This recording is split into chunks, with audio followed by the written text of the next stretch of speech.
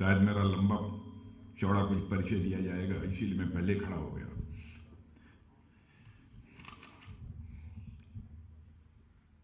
हमारे जम्मू कश्मीर के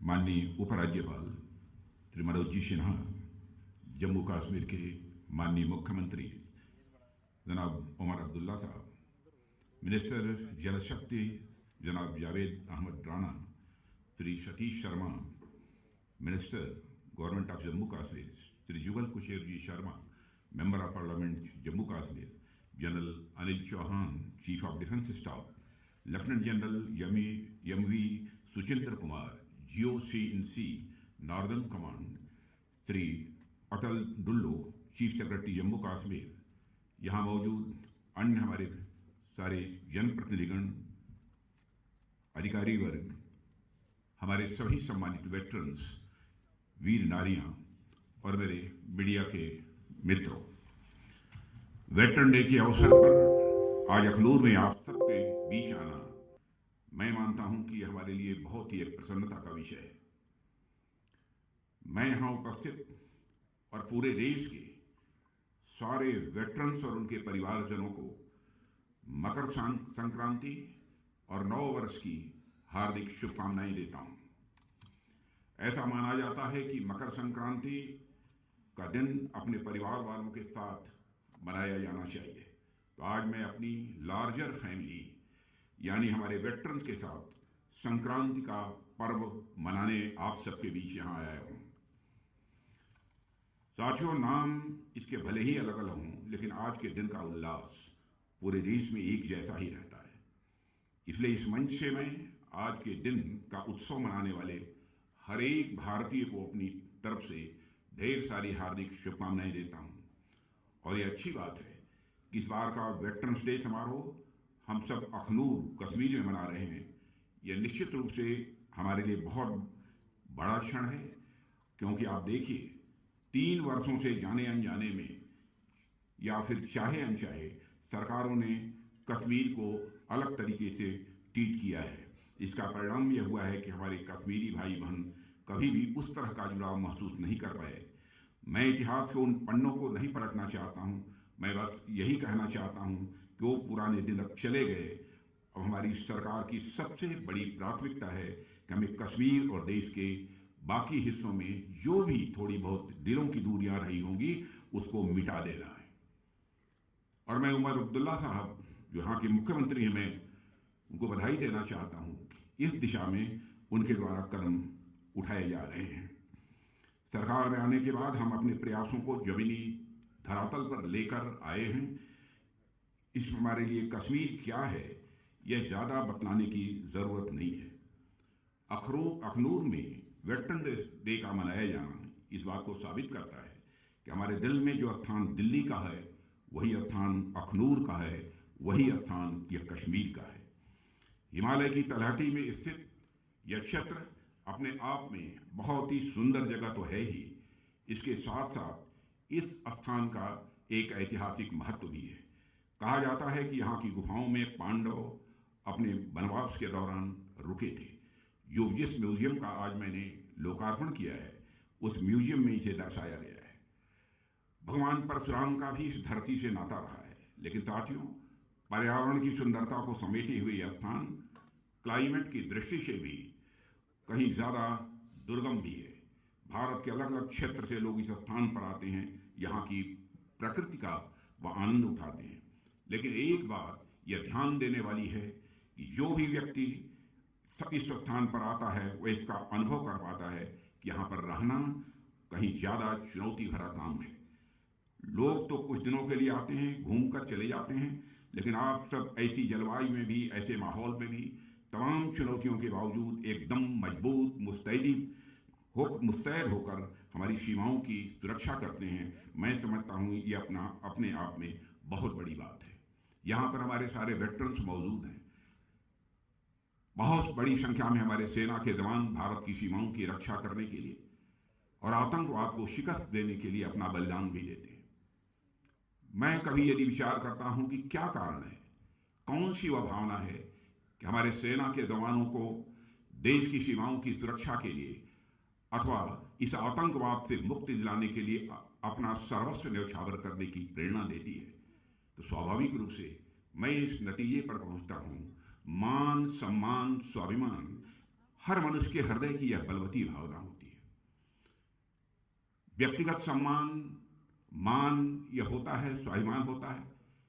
परिवार का और समाज का जिसमें हम पैदा हुए हैं उसका भी मान, सम्मान, स्वाभिमान होता है। जिस देश के हम नागरिक हैं उसका भी एक मान, सम्मान, स्वाभिमान होता है। मान, सम्मान, स्वाभिमान को लेकर ही शायद यह भावना लोगों के अंदर पैदा होती होगी। हम अपना प्राण न्यौछावर कर देंगे लेकिन अपने देश की सीमाओं की सुरक्षा करके ही रहेंगे, यह संकल्प उनके मन के अंदर पैदा होता है। जिस समय हमको आजादी हासिल नहीं हुई थी उस समय चंद्रशेखर आजाद, सरदार भगत सिंह, अशफाकुल्ला जैसे जवानों ने हंसते हंसते भारत माता की पैरों में पड़ी बेड़ियों को काटने के लिए अपना सर्वस्व बलिदान कर दिया। कौन सी वह प्रेरणा थी जिसने उन्हें अपना सर्वस्व बलिदान करने की भावना उनके अंदर यह पैदा की? वह प्रेरणा थी मान, सम्मान और स्वाभिमान की, देश के मान, सम्मान और स्वाभिमान की भावना, जिसके लिए उन्होंने अपना सर्वस्व न्यौछावर किया। चंद्रशेखर आजाद इसी इलाहाबाद के कंपनी गार्डन में अपने रिवॉल्वर की गोलियों से अपने अंग्रेज दुश्मनों को भूनते भूनते जब रिवॉल्वर की अंतिम गोली शेष बची तो उन्हें इस बात की चिंता सताने लगी कि कहीं विदेशियों के रिवॉल्वर की विदेशी गोली हमारे जिस्म में प्रवेश कर हमारे जिस्म को नापाक न कर दे। इसलिए उन्होंने अपने रिवॉल्वर की अंतिम गोली अपने ही सीने में दाग लेने का काम किया था, तब जाकर यह भारत आजाद हुआ है। कौन भूल सकता है उस अशफाकुल्ला खां को?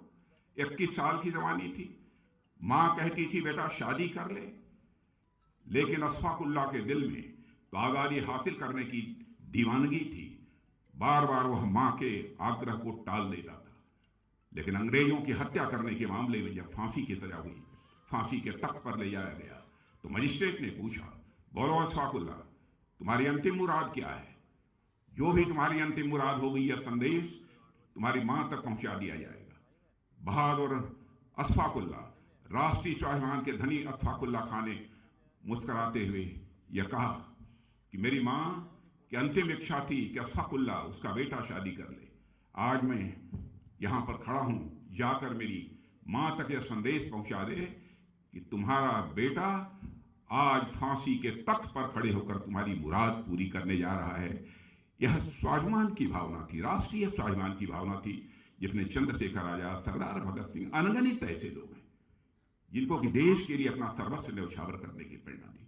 और मैं मानता हूं कि हमारे देश की सीमाओं की सुरक्षा में भी जिन लोगों ने अपना बलिदान दिया है, सेना में शामिल होने का जो फैसला करते हैं, उनके अंदर भी यही राष्ट्रीय स्वाभिमान की भावना है जो उन्हें प्रेरित करती है। जानते हैं हमारी जिंदगी कभी भी जा सकती है, और इस सच्चाई को समझते हुए भी वो सेना में शामिल होते हैं, अपना बलिदान देते हैं, भारत के आन बान शान की वह सुरक्षा की अपनी जिम्मेदारी का बखूबी यहां पर निर्वाह करते हैं। आज यदि वेटरन्स डे पर यहां पर मौजूद हूं तो मैं शीश झुकाकर सारे वेटरन्स को और उनके सभी परिवार के सदस्यों को जहां मैं नमन करता हूं, वहीं पर आप सबके बीच यहां पर खड़ा हूं। तो जो आज हमारे बीच नहीं है, जिन्होंने देश की सीमाओं की सुरक्षा के लिए अपना सब कुछ न्यौछावर कर दिया, उनकी भी स्मृति को, उनकी याद को मैं एक बार पुनः नमन करना चाहता हूं। साथियों, बातें बहुत सारी हैं, बहुत विस्तार में नहीं आना चाहूंगा, लेकिन वेटरन्स का जहां तक प्रश्न है, वेटरन्स के लिए सरकार ने बहुत सारे कदम उठाए हैं। मैं ये नहीं कहना चाहता कि सरकार ने जो कुछ भी कदम उठाए हैं, जो भी फैसले सरकार ने लिए हैं, वह सब पर्याप्त हैं। हो सकता है इससे भी अधिक की भी आवश्यकता हो, लेकिन उन सारे कदम, चाहे वन रैंक वन पेंशन हुआ तो अन्य भी बहुत सारी चीजें, उनकी चर्चा आपके सामने हुई है। मैं ज्यादा समय इस संबंध में नहीं लेना चाहता, लेकिन एक काम जो इधर नए वर्ष में जब अधिकारियों की बैठक थी उसमें मैंने निर्देश दिया था कि हमारी सरकार ने दूर दराज के इलाकों में रहने वाले पूर्व सैनिकों और उनके परिजनों की सहूलियत के लिए मोबाइल मेडिकल यूनिट एवं दवाओं की डोर स्टेप डिलीवरी कराने का एक महत्वपूर्ण निर्णय लिया है, और इसके आवश्यक निर्देश भी हमारी तरफ से दे दिए गए हैं। तैयारी शुरू हो गई है, थोड़ा समय लगेगा, लेकिन डोर स्टेप डिलीवरी का यह सिलसिला हम प्रारंभ करेंगे। हम यह आपको आश्वस्त करना चाहते हैं। साथियों, जैसा कि आप सभी वेटरन्स अच्छी तरह समझते हैं कि 1965 में भारत पाकिस्तान युद्ध हुआ था और उसके 60 वर्ष पूरे हो गए। यह डायमंड जुबली ईयर है, हीरक जयंती वर्ष है। इसी अखनूर में 1965 में बेहद अहम लड़ाई लड़ी गई थी। पाकिस्तान की फौज ने ऑपरेशन ग्रैंड स्लैम के नाम से जो नापाक कोशिश इस अखनूर में की थी, उसे भारतीय सेना ने न केवल विफल किया बल्कि एक नया मोर्चा खोलकर और आगे बढ़कर लाहौर तक पहुंचने में भी काफी कामयाबी हासिल की थी। 1965 के युद्ध में जंग के मैदान में मिली जीत भारतीय सेनाओं के शौर्य, पराक्रम और यह बलिदान का परिणाम था। आप इतिहास उठाकर देखिए, भारत से हुई हर जंग में पाकिस्तान हारा है, चाहे 1948 में हुआ कबायली हमला हो या 1965 का युद्ध हो या 1971 का युद्ध हो या फिर 1999 का कारगिल युद्ध हो। हर लड़ाई में पाकिस्तान को हार का मुंह देखना पड़ा है। अवैध घुसपैठ और आतंकवाद को हवा देने का काम 1965 के जमाने से लगातार हमारा पड़ोसी देश करता चला आ रहा है। उसकी यही उम्मीद रही है कि जम्मू और कश्मीर में जो हमारे मुस्लिम आबादी के लोग हैं वह पाक फौज के साथ खड़े होंगे, लेकिन उनकी मुराद न पूरी हुई है और न कभी भी वह पूरी होने पाएगी, यह मैं पूरे विश्वास के साथ कह सकता हूं। क्योंकि आपने देखा होगा न तो 1965 में यहां के लोगों ने पाकिस्तान का साथ दिया, न ही आतंकवाद के इस दौर में साथ दिया, बल्कि आतंकवाद से लड़ते लड़ते हमारे कई मुस्लिम भाइयों ने भी अपनी शहादत दी है। मोहम्मद उस्मान को भी मैं नहीं भूल सकता। पहले ऐसे मुस्लिम व सैनिक थे जिन्होंने देश की सीमाओं की सुरक्षा के लिए अपना बलिदान दिया था।